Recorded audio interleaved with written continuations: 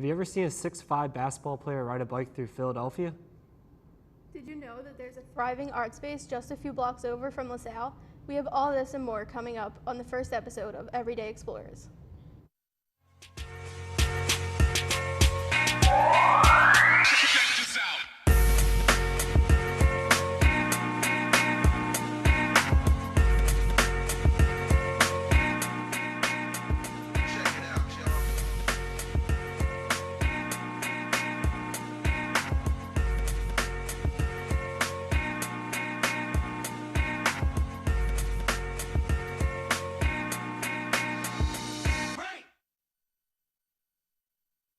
I'm Sam Mabin. And I'm Dan Russo. This is our peek into the lesser-known places and events around Philadelphia and the extraordinary things that we explorers are up to at school and in our community. We have a jam-packed show ahead of us, so let's get to it. We all have those favorite spots around the city to eat. Some are more well-known than others, but don't count out those hidden treats. My fellow explorers and I got to check out one of the premier diners a few blocks off the boulevard. Let's take a look. If you're hungry for diner food, look no further. The dining car is the place to be, located at 8826 Frankfurt Ave. We spoke with the head chef, Chef Larry Thumb, who even had connections with LaSalle University. I have a big connection to LaSalle University. I have two. My son graduated from LaSalle, and my daughter is a junior in LaSalle. Chef Larry gave us some insight on the diner's history, and it wasn't always called the dining car. The dining car started in 1961. Next door is the Tarsdale Diner, and they moved over and called it the dining car in '82. I've been here since 1975, 40 years on the job, and I can still keep up with the young guys. If you're in the mood for some soup, Chef Larry's your guy. One of my favorite things to do is to make soups. I make all kind of bean soups. I have signature soups. We make Biff's cream soups, famous for cream of chicken soup, and New England clam chowder, which is on every single week. So, and our French onion soup is also famous. It's made with caramelized onions, beef stock, and filled with rich cheese and croutons. Let's not even forget about the bakery that is attached to the diner. It has many delicious treats that are even sugar-free. We've had to develop over the years products that are, we have sugar-free bakery goods. We have gluten-free rolls and bread now. With a lot of people conscious and they can't have certain gluten products, we're very careful. And because we're from scratch, for most of our ingredients, we know what's in our ingredients. What you might not know is the dining car has made an appearance on the Food Network. Diners, drives and dive-ins with Guy Fieri. We were one of the first shows he made. It's called 24/7. So we had a blast. It took 23 hours to make that little 15-minute segment, but it was a great time with Guy. Because it's a 24-hour diner, we have gentlemen who come in literally 3 times a day. We have families who come in once a day for dinner, so it varies, but we see the same guys. Every morning the counter is filled with friends. They all know each other and they sit next to each other and they have breakfast and it's like a big family out there. While I was there, I spoke with some of the loyal customers. I've been coming here ever since the place opened as the original dining car. I like everything here because everything is made from scratch, and that makes a big difference when you're eating out. Reporting from the dining car for LaSalle TV, I'm Alfred Plewis. If you're as hungry as I am now, head over to 8826 Frankfurt Ave to make a stop at the dining car. Remember, they're open 24 hours a day, so if you're ever in the area, you'll never have to go hungry. Now, heading from the boulevard down to South Street, you can find the annual Fall Oktoberfest. The pay-as-you-go celebration took the streets on October 3rd. Their slogan of food, music, and beer does not disappoint. With endless food trucks, craft beer tents, and live music lining the block, not even Hurricane Joaquin could rain on this party. Our reporters took to the field for a segment we like to call Free in Philly. Last 7 years, there's been a festival in the streets of Philadelphia celebrating beer, food, music, and the city itself. Oktoberfest has been held on South Street for the past 4 years, attracting a large crowd and offering an experience that all can enjoy. It's great. A lot of people are out, even in a hurricane weather environment. It's always a good time. I love coming out here. Good food, good beer, good people. Over a dozen food trucks and restaurants on South Street contribute to the annual Oktoberfest. With so many different types of food choices available, Oktoberfest has something for everyone. Every single restaurant has food specials on the street. So you've got Jet, who has food specials, Rex, Cambridge, Founding Fathers. Every restaurant on South Street is offering food specials. We also have 12 food trucks. So we have a lot of food trucks who fight to get in here year over year. We have a food truck application process.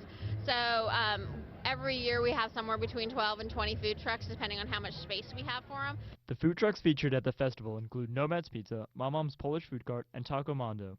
Restaurants on South Street, like Founding Fathers, are serving up a wide variety of tasty treats.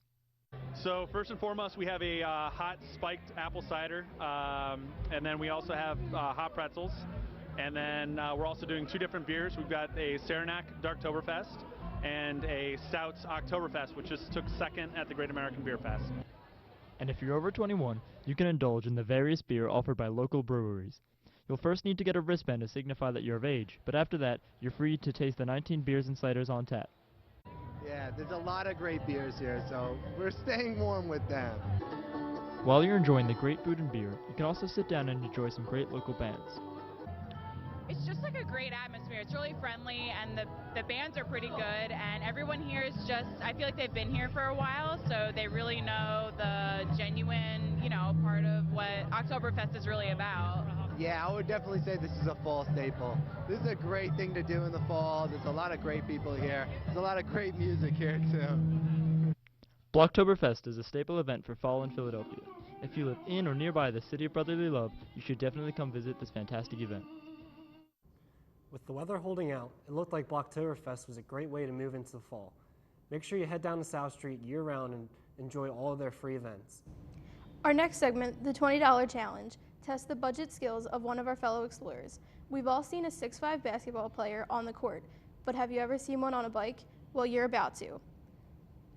Explorer guard Jordan Price heads out into the city to see how he can stretch his $20. Take a look.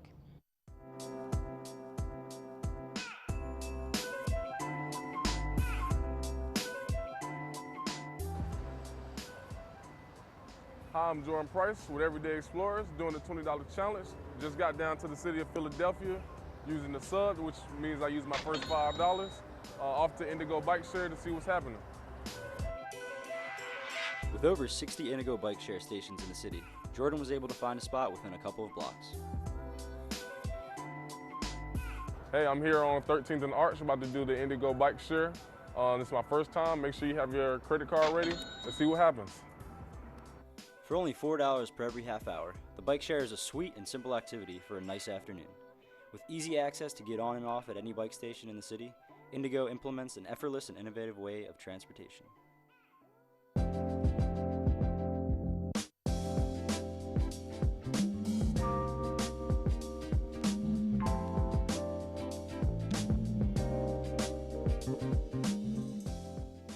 The Indigo Bike Share, Philadelphia's newest form of public transportation, features around-the-clock access that can fit your schedule. It encourages customers to follow their station map, which highlights safe routes throughout the neighborhoods and streets that provide bike lanes. Now that I'm done with my ride around Philadelphia, I'm here at Franklin Fountain about to get my favorite ice cream, cookies and cream. After the smooth bike ride, Jordan stopped by Franklin Fountain, Philadelphia's classic ice cream parlor located on Market Street.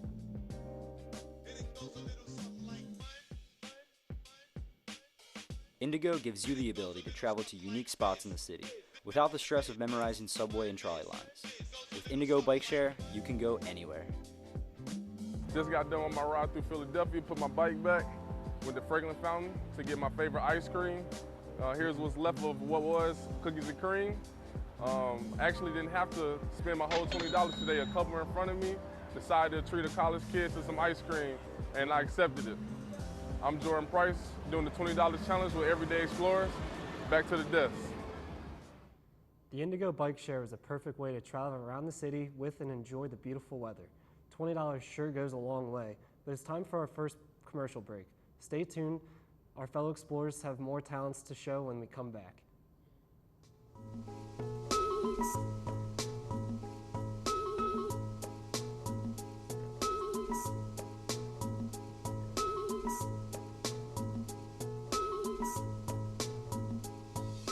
My name is Caitlin. I'm 6 years to the beach with my cousins. When I was a baby, I was very sick. And then I got a liver transplant from my organ donor. He saved my life. It's okay. This gift of life was made possible by an organ donor. Imagine what you could make possible. Sign up as an organ, eye, and tissue donor. Go to organdonor.gov. Que usted siente hasta cuando sucede. La mayoría de las personas pierden su visión a causa de enfermedades como la degeneración macular y el glaucoma, no en el nacimiento. El glaucoma es la principal causa de ceguera entre los hispanos y los afroamericanos en los Estados Unidos. 11 millones de personas en los Estados Unidos tienen degeneración macular, así que muchos trastornos oculares pueden tratarse si se detectan a tiempo. Haga un plan hoy para que le examinen sus ojos. Visita brightfocus.org para aprender más.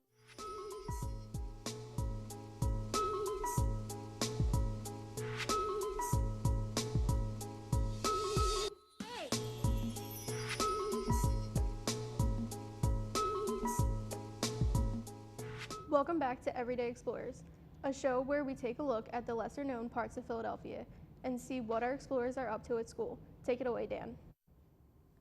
Thanks, Sam. Leaving Center City and heading home to LaSalle, right around the corner in Germantown is Imperfect Gallery, a nonprofit space that gives local artists a chance to show off their installations, performances, and art. And with a brand new installation moving into the space, our team was able to take a look and check out before the crowd was able to arrive. Here at the Imperfect Gallery on 5601 Green Street, you won't find any big-time commercial art hanging on the walls. Instead, you'll get a chance to see more unconventional, lesser-known works.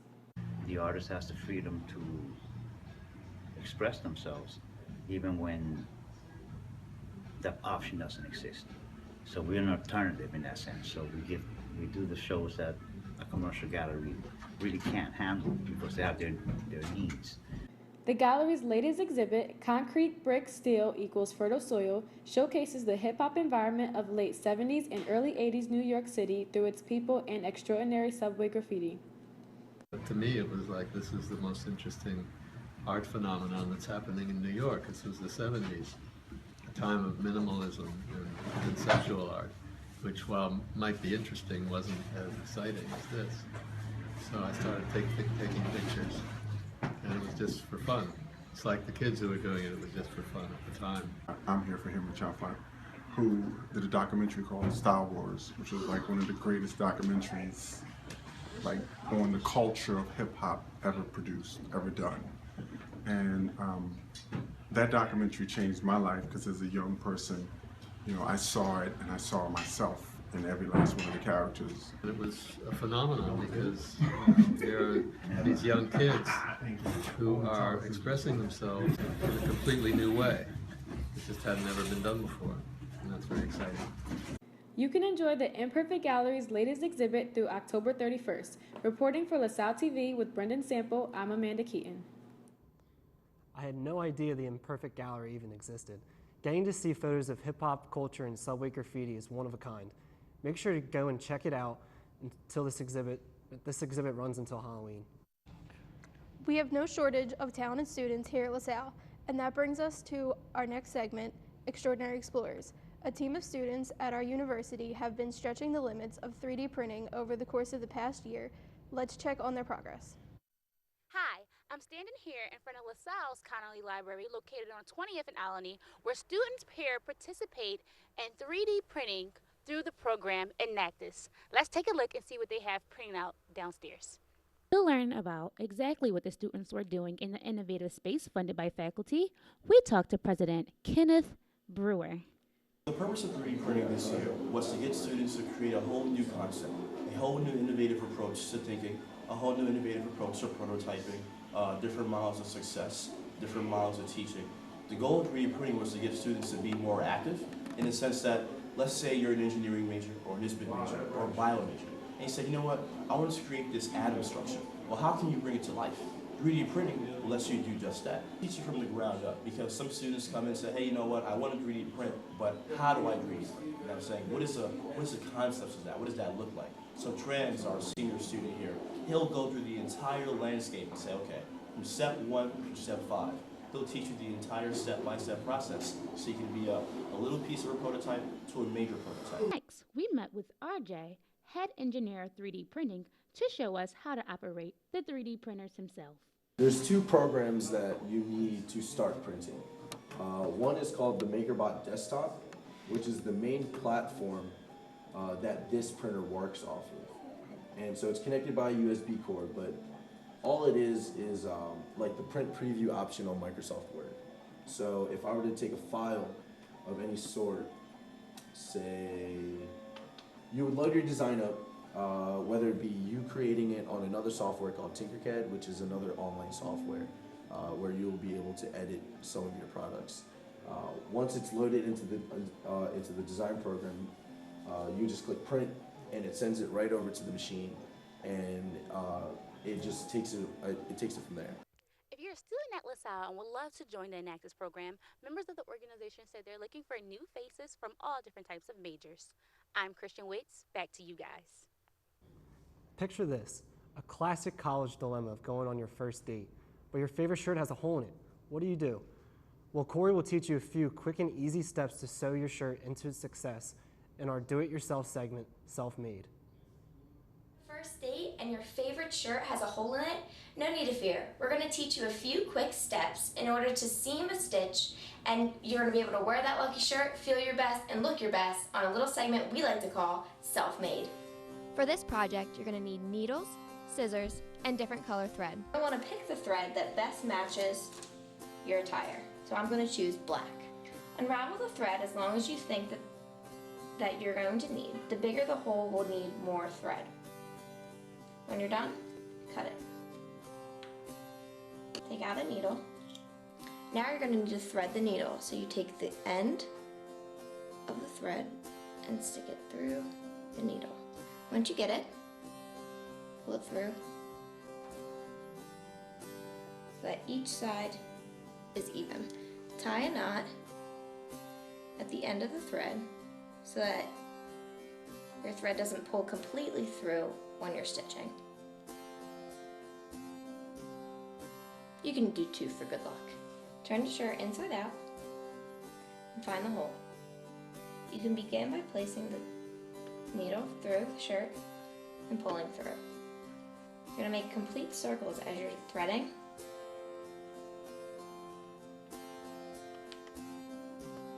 And then extend them out a little farther each time so you can cover more area.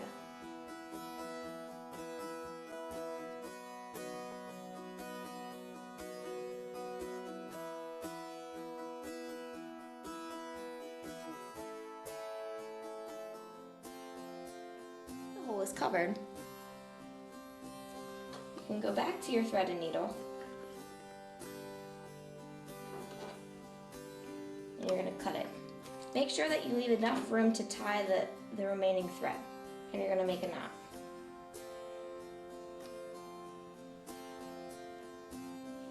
Like so. But also, the more knots you make, the more secure the thread will be, so maybe 2 is better. And then cut the excess thread, leaving no remainders behind. Now that your hole is all stitched up, you can look your best and feel your best, and maybe you'll even get that second date. From LaSalle TV, I'm reporter Corey Meredith. That brings us to another commercial break, but when we come back, Dan and I sit down with Elise Corbett to discuss her involvement at LaSalle. Stay tuned.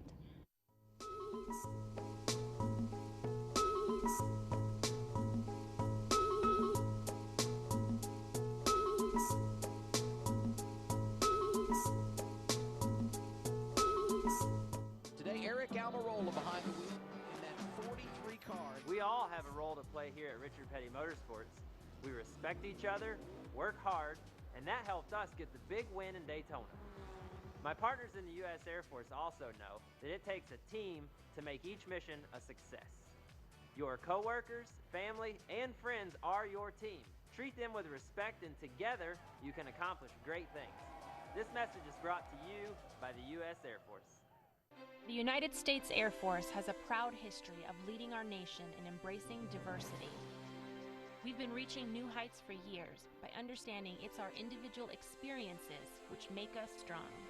You can share in this success by seeking opportunities to learn and grow as a member of a diverse team. We are the world's greatest Air Force, not because of what we do, but who we are. This message is brought to you by the U.S. Air Force.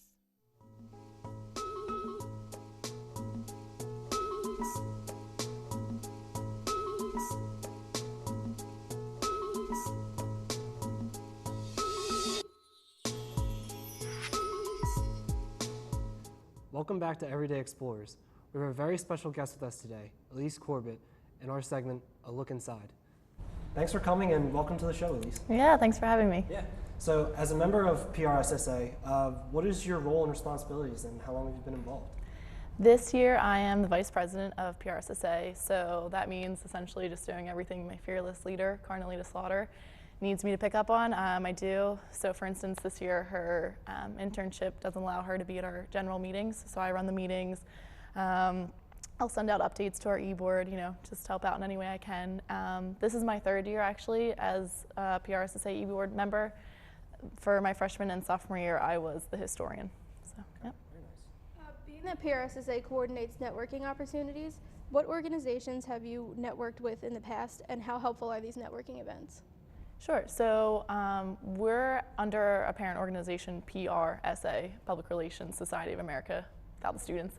So they have a Philly chapter, and we'll do some events with them. Carnelita has been trying to make a lot of connections with Drexel PRSSA and Temple PRSSA.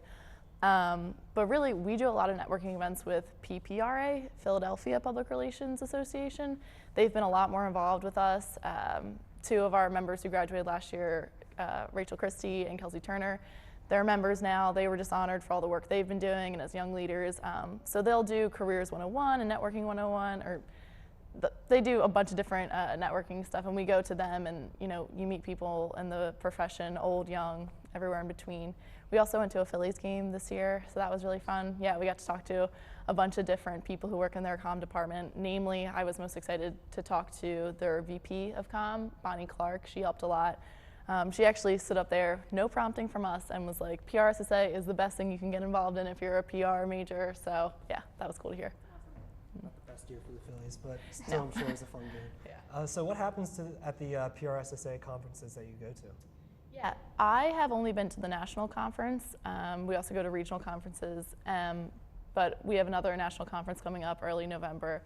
So when I went last year, it was in DC, and how they run it, they have a bunch of people who are from the area. So this year it's in Atlanta. So Coke is headquartered in Atlanta, so they'll have people from Coca-Cola's comm team coming in, speaking with us. We'll get to tour their facilities and everything. So they just have a bunch of different, professionals who are from the area come in, speak to us. They also have different breakout groups. So last year I went and I learned about health comm, and I also learned, one interested me about the food industry. You could go and learn about that. International PR I went and learned about. So they're just, I think they're maybe 45 minutes, and you learn about different fields that you can get into with PR. And then also they spend about a day where you can go and you break off with different schools in your e-board positions. So last year, I sat down for maybe an hour and I talked with a bunch of different historians. One girl she was in St. Louis, and she gave me like a ton of tips. She's like, we run a blog and we do this and we do that. So she gave me her contact. You just hook up with a lot of different kids who are your age and your position. They can help you through the struggles that you're experiencing. Because we know LaSalle is a small school, so sometimes it's hard to get a big following for groups like this. So it was nice to get support from different people. What made you want to get involved with PR? During high school, my best class was always writing, and I think my sophomore year we did take one of those quizzes that asks you, what you're supposed to be when you grow up. And I got PR professional, and I had no idea what that meant, so I started researching it more, and I found that writing was a huge component of it. So that kind of propelled me into it, and then I came to a LaSalle open house day, and everyone in the comm department was so phenomenal to me. To name drop a little bit more, I think Cody Barr, it's her birthday today, but she showed me my first tour at LaSalle. She took my mom and me on a personal tour. I think my mom wanted to be her best friend afterwards, and she wasn't even a PR track, but it was just great to see the comm department, and so it felt like a good fit. Yeah, definitely. So being that you're involved in PR, how important do you think it is to have like internships when you're going into PR? Extremely important. If you talk to any professional, every networking event that we go to, you know, they say internships are the biggest thing they look for. The LaSalle Comm department, they're great, but that degree, if you don't have internships with it, it means nothing. The VP of Comm from the Phillies, Monty Clark, when I was speaking with her after the panel, she told me that she would rather hire a person who had 4 or 5 internship experiences with no degree than hire a person with a degree in comm with 0 internship experiences. So I think that speaks a lot about how important they are. I've had 3 internships already, so I know I've learned a lot. It helps you also in your classes too. If you come back and you have that experience already, you have a leg up and makes school a little easier at the same time. So yeah. I agree that that experience can definitely help you in the classroom as well. So, do you want to tell us a little bit about the internships that you've had? Sure. The first one was down the road at Aubrey Arboretum. I highly suggest checking it out, especially while the weather's still a little warm. It's basically just a zoo for trees. So that was really awesome. It's a small nonprofit. They let me do a lot. I basically had no idea what I was doing because it was right after freshman year. But so if I didn't know how to do something, they just told me to Google it. And so that internship taught me how to be really, really self-sufficient, you know, when I'm doing stuff. Other internships that I've had this summer, I was at St. Christopher's Hospital for Children, which is right down Broad Street off of Erie Ave. So I learned a lot about healthcare comm there. That was cool. And then my other one was the World Affairs Council of Philadelphia. So that was staying on top of current events and the like. Okay. Yeah. Very nice. So we're gonna. So maybe based off like service trips, because I know you're involved in like service trips and stuff like that. Oh, all right. So thank you for joining us today, Elise, and always a pleasure to talk to you. Yeah. Thanks, guys. Yeah. That's all the time we have for you today. Be sure to find us on the web as well as the rest of LaSalle TV on Facebook, and you can find us. You can also tweet at us or send us an email of your thoughts. If you missed the scoop and you want to see it, you can find all LaSalle TV episodes on YouTube. Until next time, for Dan, the entire Everyday Explorer team.